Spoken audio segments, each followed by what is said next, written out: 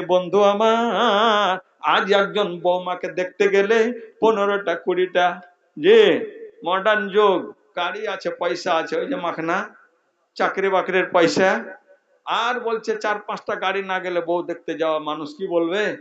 বউ দেখতে যাবো তো 4-5টা গাড়ি লাগবে, আমার অনেকগুলো বন্ধু বান্ধব আছে, সব ভদ্রলোকেরা যাবে। বউ দেখার পারমিশন আছে আপনার? পারমিশন আছে না? সব চলছে ইসলাম বিরোধী কাজ।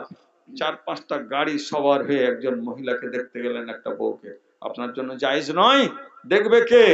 দুটো মহিলা নিয়ে যান, ওর শাশুড়ি মা যাবে আর মহিলারা যাবে, ওরা দেখুক, আর যে বিয়ে করবে সে দেখবে, সেই দেখবে, তাছাড়া অপর পুরুষ দেখার আপনার কোনো সুযোগ নেই। যদি আপনি মনে করেন কুটুম বাড়ি যাওয়া, যান দেখেন, কিন্তু মহিলা দেখতে পাবেন না আপনি, বউ দেখার আপনার পারমিশন নেই, শরীয়ত আপনাকে পারমিশন দেয়নি। যেই সেই দেখছে খোলা মেলা করে, বউ দেখার পারমিশন আপনার নেই, সেটা আপনার জন্য হারাম। অপর মহিলার দিকে দেখা আপনার হারাম। হযরতে আলী রাদিয়াল্লাহু তাআলা আনহু, তার মধ্যে শিক্ষা ছিল, তিনি একজন বীর বাহাদুর, আল্লাহ রাসূলের একজন নাম করা যোদ্ধা, একজন বাঘের বাচ্চা, তার সব রকমের ক্যাপাসিটি ছিল। ফয়সালা, সাহাবায়ে কেরাম বলছে ওয়া আলীউন আকদানা, হযরতে আলী আমাদের সিদ্ধান্তের ব্যাপারে, ফয়সালার ব্যাপারে একবারে সামনের দিকে ছিল। যখনই কোনো ফয়সালা চট করে ফয়সালা দিতে পারেন, সেটাকে হযরতে আলী রাদিয়াল্লাহু তাআলা আনহু।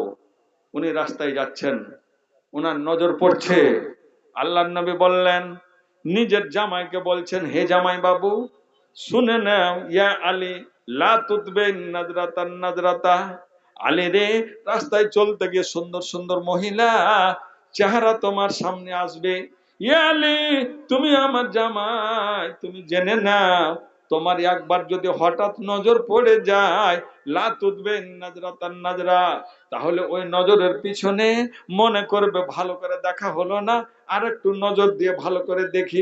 নবী বললেন, না না আলী, ওই নজরের পিছনে দ্বিতীয় নজর তুমি লাগাবে না, ফাইন্না লাকাল উলা ওয়া লাইসাত লাকাল আখিরা, আলী রে, প্রথমবার অজান্তে তোমার নজর পড়েছে, ওটা তোমার জন্য জায়েজ, কিন্তু পরের বার তুমি চেষ্টা করবে, প্রোগ্রাম করে তুমি মহিলাকে দেখবে, এটা তোমার জন্য জায়েজ নয়। কুসংস্কার কত রকমের আছে, কুসংস্কারে পরিপূর্ণ হয়ে গেছে আমাদের দেশ, আমাদের ঘর, আমাদের বাড়ি, আমাদের পরিবার, আমাদের ছেলে মেয়ে, সব কুসংস্কারে ভর্তি। বরকত কোত্থেকে আসবে? বরকত আসবে কোথা থেকে? শিক্ষা নেই। ছেলে মেয়েদেরকে সব দিল্লি পাঞ্জাব পাঠিয়ে দিলাম, কি ভেবেছি, আমার এটা না করলে হয় না, যে আমার সংসার কি করে চলবে, বাড়িটা করতে হবে, ছেলেকে যদি পড়াতে যাই তাহলে তো আমার টাকা পয়সা ইনকাম হবে না। ইনকামের মালিক আপনি। আপনি যেদিন হয়েছিলেন সেদিন আপনার বাবা কি করেছিল? আপনার বাবার কয়টা টাকা ছিল? জি। তো তাহলে আপনার কামায়ের উপর আপনার বিশ্বাস। আল্লাহ বলছেন আনার রাজ্জাক, বান্দা আমাকে ভুলে গেছিস? আমি যে রাজ্জাক, আমি যে রুজিদাতা, আমি যে তোমার খাদ্য তোমার সংগ্রহ করে দেব, ব্যবস্থা তোমার করে দেব, তুমি রুজির বন্টন করার, তুমি রিজার্ভ মেনটেন করার, তুমি কে? আমি দেব সে ব্যবস্থা। আমার নাম রাজ্জাক। জি, আমি অতি রুজিদাতা। আজ দেখো পানের ভেতরে, আপনার পাথরের ভিতরে, মাটির ভিতরে যে সমস্ত জীবগুলো বসবাস করে, তাদের খাবার কে দেয়? তাদের খাবার কে জোগাড় করেছে? এই 2-1 দিন হলো দেখলাম মাদ্রাসার গেটে, দেখবেন 4টা 5টা লাইট লাগা আছে, আলো, সেই আলোতে অসংখ্য পোকা, পোকাগুলো উড়ে উড়ে উড়ে উড়ে সব পড়ে আছে। সুবহানাল্লাহ। সকালবেলায় দেখলাম হাজার হাজার পাখিগুলো, শারকগুলো, কে বললো তাদেরকে?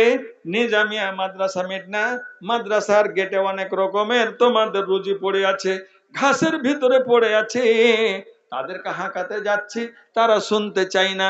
সে বলতে চাইছে আমরা নিজের রুজির তলাশে আছি, তুমি আমাদের কেন আক্রমণ করো, তুমি আমাদের কেন হাঁকাচ্ছ?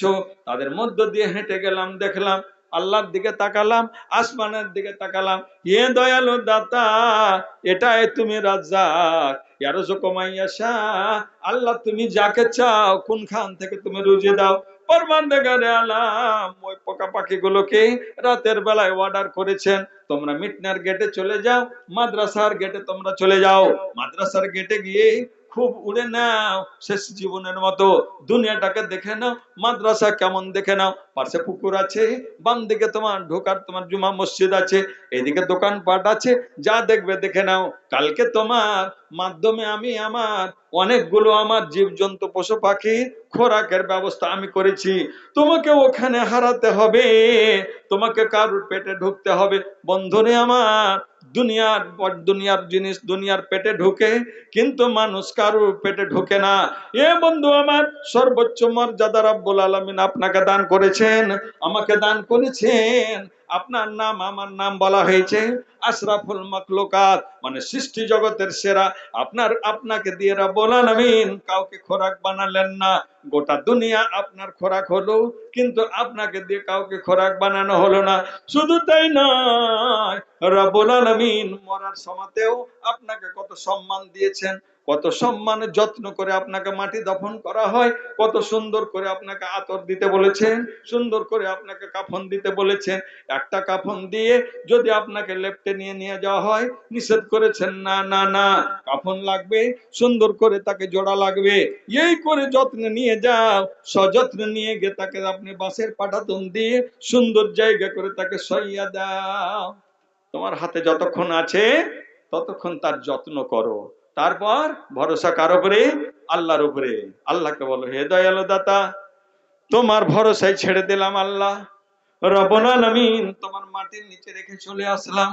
ইয়ে পরবর্তীকার আলাম আল্লাহুম্মা নাব্বির কবরাহু, হে দয়ালু দাতা আল্লাহ, তুমি এর কবরটাকে তুমি নূর দিয়ে আলো দিয়ে তুমি আলোকিত করে দাও।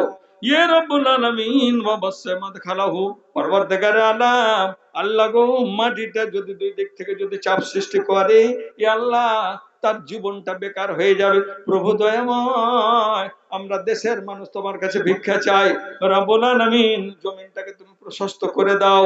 ওয়াদখিলুহুল জান্নাতা, ইয়ে রব্বুল আলামিন, তোমার জান্নাতে প্রবেশ করার তুমি সুযোগ করে দাও। রব্বুল আলামিন ওয়াইজুহু মিন আযাবিল কবরি, ইয়া আল্লাহ, আমরা হাদিসের মাধ্যমে জেনেছি কবরের আযাব সত্য, কবরে আযাব হয়। আল্লাহ গো, তোমার এই লাশটাকে আল্লাহ, তোমার বান্দাকে, তোমার এই বান্দিটাকে তুমি কবরের আযাব থেকে বাঁচিয়ে নাও, জাহান্নামের আগুন থেকে বাঁচিয়ে নাও।